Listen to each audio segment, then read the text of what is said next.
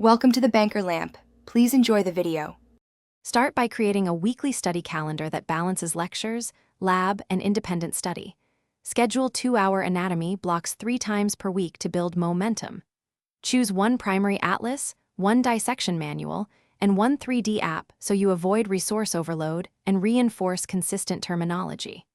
Set realistic goals, 30 to 50 structures per session, and track progress in a single spreadsheet or app. Reserve 2 evenings for review and 1 weekend block for consolidated practice to prevent last-minute cramming before practical exams. Adopt active learning. Use spaced repetition and break study into 40 to 60-minute focused study sessions with 10-minute breaks to maximize retention.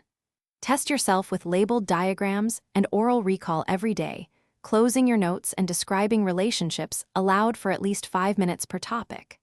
Practice on a cadaver or high-quality 3D model weekly to connect images to real anatomy.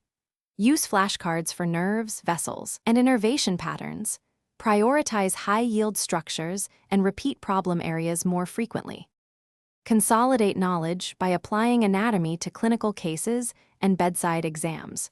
Correlate anatomical facts with clinical cases twice weekly to see why structures matter.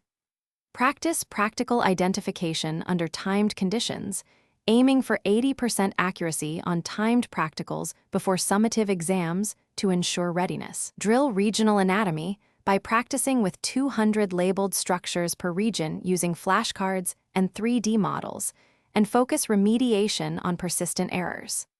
Finally,